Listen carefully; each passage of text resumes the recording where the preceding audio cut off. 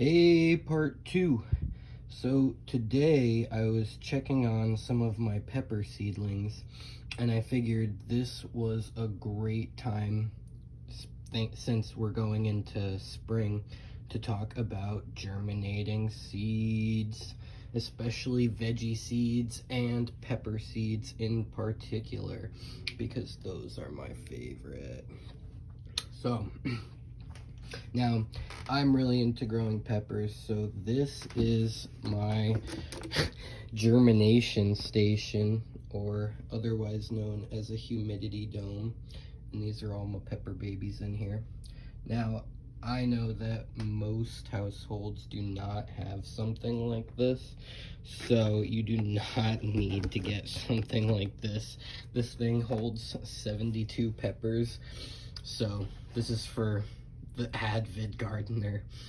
But so I had to start somewhere to get all these little babies started. They didn't just come out like that, so I figured I'd show you how I do it. So when we're talking about most vegetable seeds need temperatures between 68 degrees Fahrenheit and 86 degrees Fahrenheit. Now, that's pretty hot, especially considering the fact that in Vermont, 3/4 of our year is like cloudy. You got to get your seeds started pretty early to get them to be able to produce some like sizable amounts of food. So underneath this humidity dome, I have a really cool warming mat that allows me to control the temperature of the soil. And so I have this little controller here. It's dusty, don't mind me. I literally have a chalkboard desk that I write everything on. So yeah, the soil right now is at 74.3 degrees Fahrenheit. I actually have it set for 85, if you see that, but it's really hard to keep soil hot, especially when your apartment is very uninsulated. So 74.3 will have to do. But yeah, so everything in here is either a super hot, an exotic, or an everyday pepper. So these large ones are, I think those came from a random bag I had labeled red peppers. So they might be bells, they might be spicy, who knows, we're gonna find out. But those are growing the fastest, as you can see. And some of my super hots over here, these are fatales. That's the 6th hottest pepper in the world.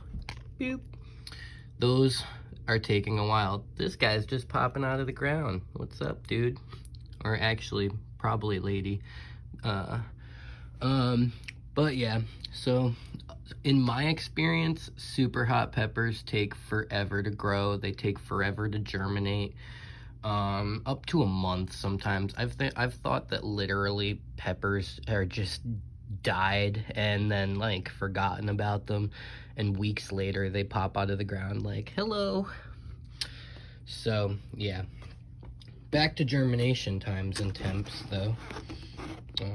Let's see if I could get that on there. Yeah. All right, so yeah, once germination occurs, like it has for most of these babies, the appropriate and optimal growing temp is usually 10 degrees Fahrenheit cooler than the germination temp. So for instance, all these peppers, tomatoes, and corn all germinate usually at about 85 degrees, somewhere around there. They really like the hot weather. So all these, and tomatoes and corn, if I had any, would probably grow best around 75 degrees Fahrenheit. They like kind of those regular cool temps. Um, but yeah, before we even get there, first you gotta get some seeds. So these are some seeds I've collected over the years. These are various hot peppers, heirlooms, exotics, just random pepper projects people have started. I've collected over the years. Yeah, you can get some seeds like that from any garden supply store, or you can do what I do sometimes and take past peppers or vegetables or whatever you plan on growing and dry them out and then save the seeds. It's the best way. You get dozens upon dozens of seeds every year from whatever you grow. These are some ghost peppers from last year that I saved and dried out over a period of weeks, and then now I've got a bunch of seeds for them. These are some regular bunch of different seeds I get. But yeah, so essentially what you would do is get your seeds from whatever source you decide to do, and you get a glass of water, much like this.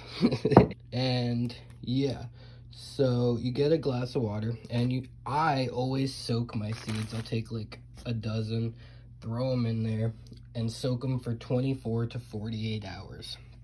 Now, I do that because essentially soaking the seeds makes the shell softer, and it makes it easier for the taproot to break through. Now, the taproot is that very first root that will come out, and it's essentially the most important root of this plant. It's gonna bring a lot of nutrient uptake and help these leaves stretch all the way to that light.